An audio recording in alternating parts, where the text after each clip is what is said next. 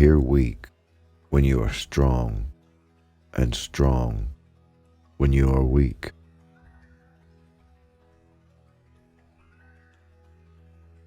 The supreme art of war is to subdue the enemy without fighting.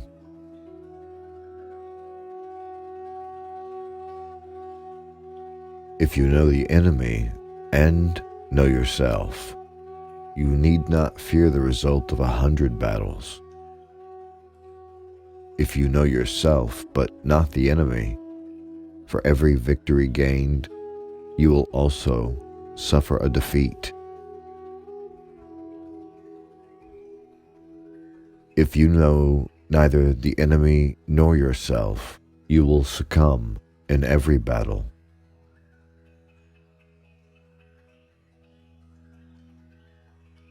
Let your plans be dark and impenetrable as night,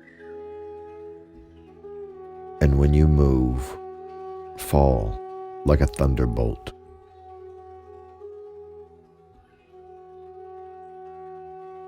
Supreme excellence consists of breaking the enemy's resistance without fighting.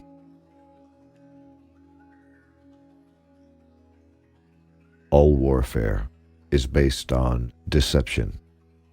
Hence, when we are able to attack, we must seem unable. When using our forces, we must appear inactive.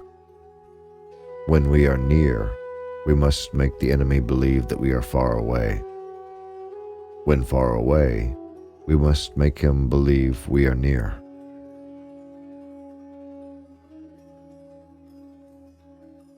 Victorious warriors win first and then go to war, while defeated warriors go to war first and then seek to win. In the midst of chaos, there is also opportunity.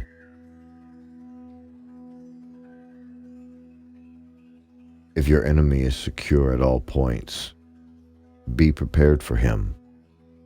If he is in superior strength, evade him. If your opponent is temperamental, seek to irritate him.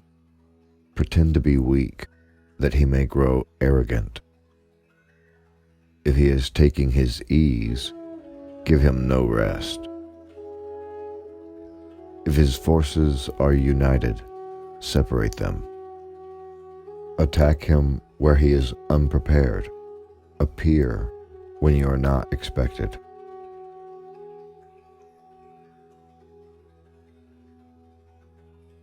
To know your enemy, you must become your enemy.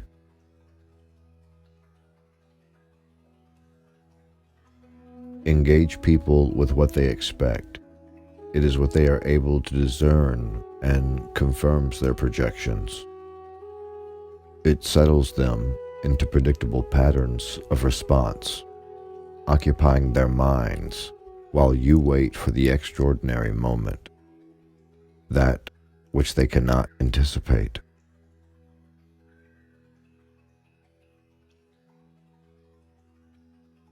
There is no instance of a nation benefiting from prolonged warfare.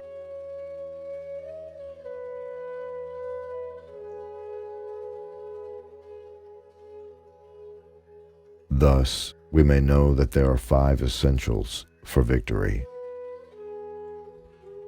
He will win who knows when to fight and when not to fight, who knows how to handle both superior and inferior forces, whose army is animated by the same spirit throughout all its ranks. He will win who prepared himself, waits to take the enemy unprepared, who has military capacity and is not interfered with by the sovereign.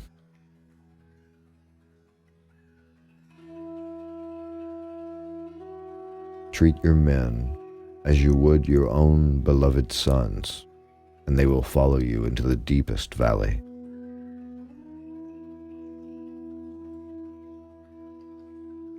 Even the finest sword, plunged into salt water, will eventually rust.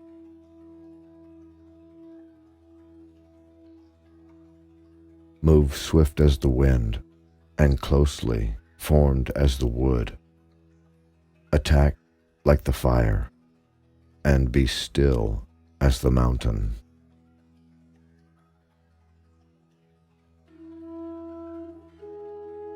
When you surround an army, leave an outlet free. Do not press a desperate foe too hard.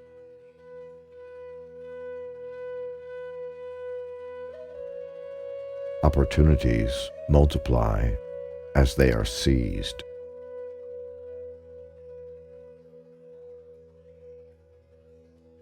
There are not more than 5 musical notes, yet the combination of these 5 give rise to more melodies than can ever be heard. There are not more than 5 primary colors, yet in combination they produce more hues than can ever be seen. There are not more than 5 cardinal tastes, yet combinations of them yield more flavors than can ever be tasted.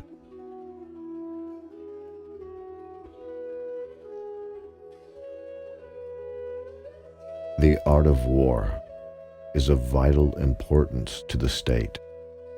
It is a matter of life and death, a road either to safety or to ruin. Hence, it is a subject of inquiry which can on no account be neglected.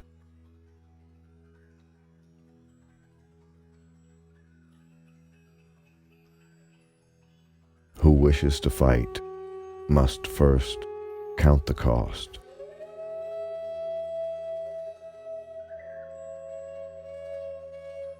Great results can be achieved with small forces.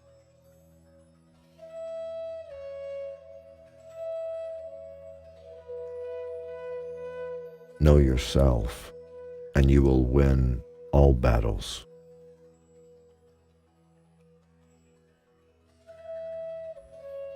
To win 100 victories in 100 battles is not the standard of skill. To subdue the enemy without fighting is the standard of skill.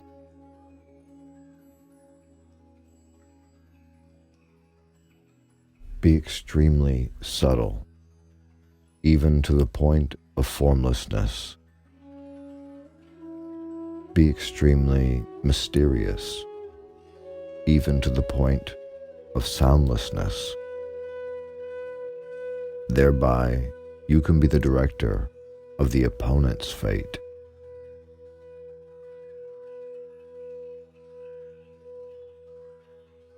One may know how to conquer without being able to do it.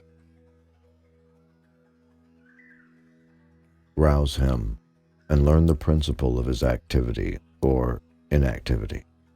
Force him to reveal himself so as to find out his vulnerable spots.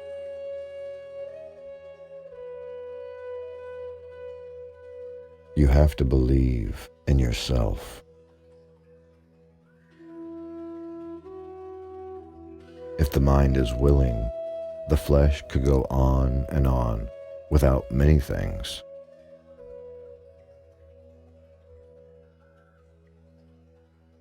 Anger may in time change to gladness. Vexation may be succeeded by contentment. But a kingdom that has once been destroyed can never come again into being, nor can the dead ever be brought back to life.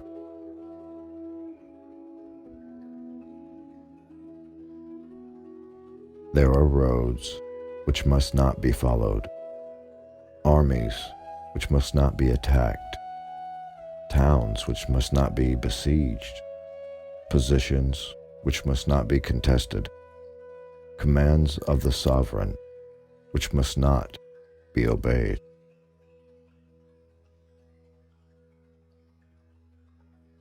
When one treats people with benevolence, justice, and righteousness, and reposes confidence in them, the army will be united in mind.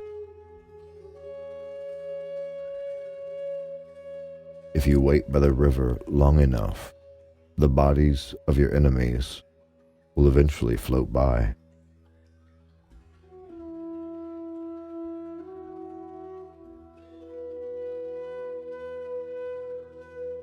Convince your enemy that he will gain very little by attacking you. This will diminish his enthusiasm.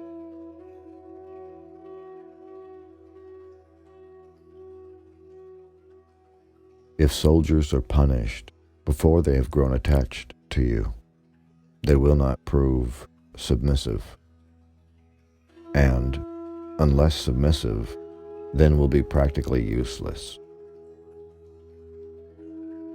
If when the soldiers have become attached to you, punishments are not enforced, they will still be useless.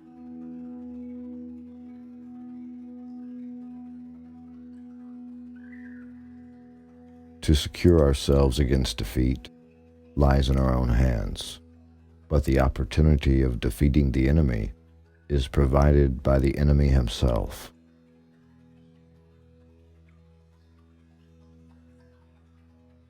Bravery without forethought causes a man to fight blindly and desperately like a mad bull. Such an opponent must not be encountered with brute force, but may be lured into an ambush and slain.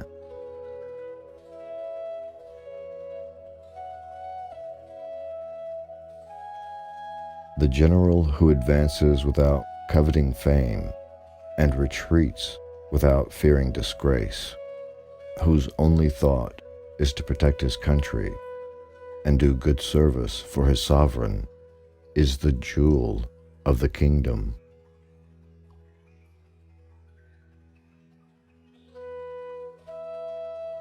Wheels of justice grind slow, but grind fine. It is easy to love your friend, but sometimes the hardest lesson to learn is to love your enemy.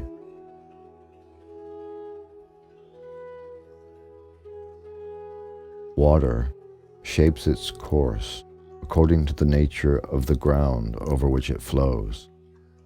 The soldier works out his victory in relation to the foe whom he is facing.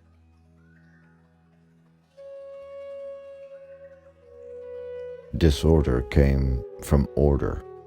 Fear came from courage. Weakness came from strength.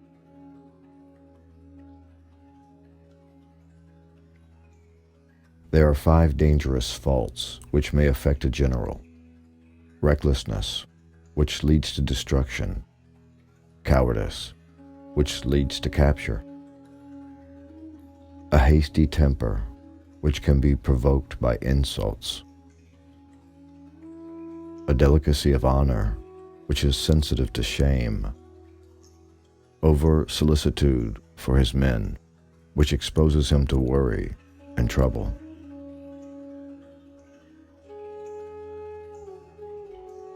Every battle is won before it's ever fought.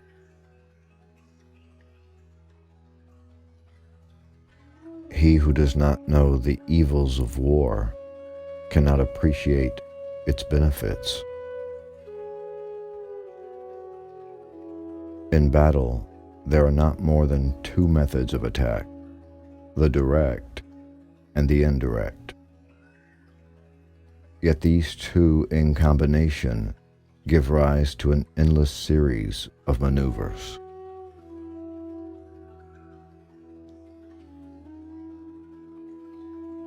Energy may be likened to the bending of a crossbow, decision to the releasing of a trigger.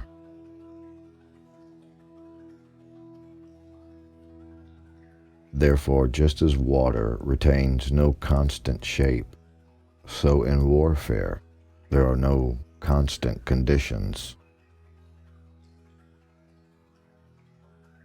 Foreknowledge cannot be gotten from ghosts and spirits, cannot be had by analogy, cannot be found by our calculation. It must be obtained from people who know the conditions of the enemy. The worst calamities befall us from hesitation. If you fight with all your might, there is a chance of life, whereas death is certain if you cling to your corner. Deep knowledge is to be aware of disturbance before disturbance, to be aware of danger before danger, to be aware of destruction before destruction, of calamity before calamity. Strong action is training the body without being burdened by the body, exercising the mind without being used by the mind, working in the world without being affected by the world, carrying out tasks without being obstructed by tasks.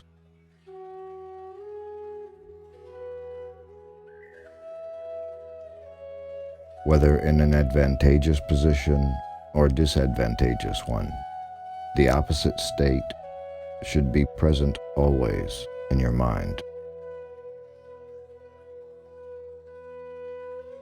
Order or disorder depends on organization, courage or cowardice on circumstances, strength or weakness on dispositions.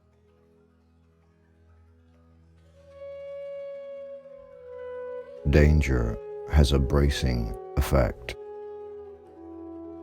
Confront them with annihilation, and they will then survive. Plunge them into a deadly situation, and they will then live.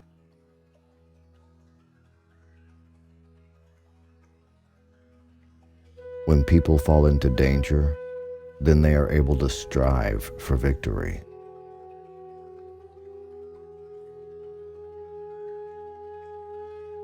The skillful employer of men will employ the wise man, the brave man, the covetous man, and the stupid man. For the wise man delights in establishing his merit. The brave man likes to show his courage in action. The covetous man is quick at seizing advantages, and the stupid man has no fear of death.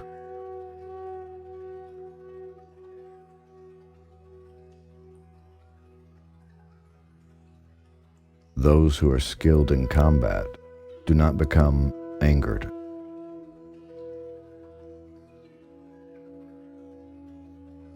Those who are skilled at winning do not become afraid. Thus the wise win before they fight, while the ignorant fight to win.